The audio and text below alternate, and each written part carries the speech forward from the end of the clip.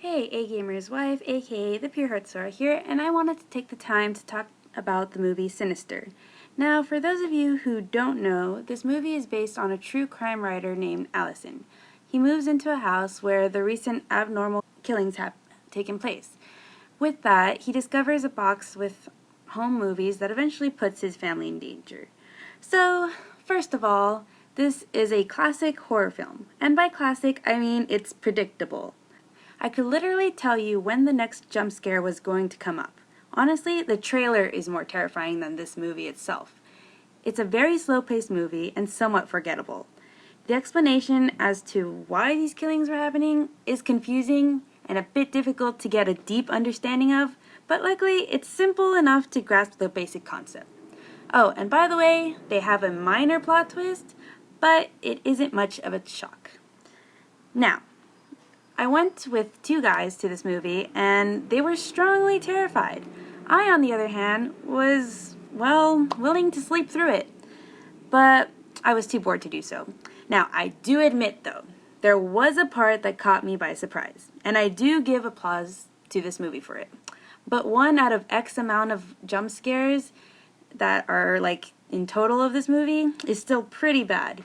I even remember there was a part where I was spacing out, then a jump scare came up, and like these two girls in the back were like screaming for their lives.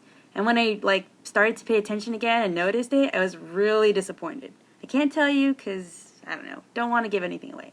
Now, you can't really get to understand what Allison, the main character, is thinking because whenever he is being disturbed or making a discovery, he makes it in his head, so there's no dialogue. Which is good, actually. And it's realistic. So it actually helps you as the audience to manipulate what he's thinking. So it's actually, there's a good thing in it. It's actually pretty impressive.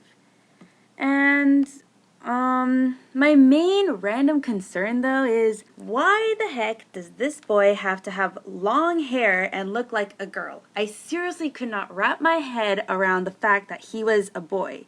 I seriously want a deeper understanding to this casting choice. I don't get it. Why, out of all the boys in the world, they chose this kid? Seriously. Anyways, so, my point in saying all this is I suggest that you don't watch this movie. It's bad, it's not worth the time, and if you do watch it, at least wait until it's on DVD. So you only pay like $1 at Redbox. 'Cause it really isn't worth the money. However, though, if you are easily, and I mean easily scared, hey, go ahead and watch it, because apparently it is terrifying enough for you type of people. This is just my opinion, but hey, there is no such thing as bad publicity, so go ahead and watch it if you want to know what I'm talking about, you know, if you desire.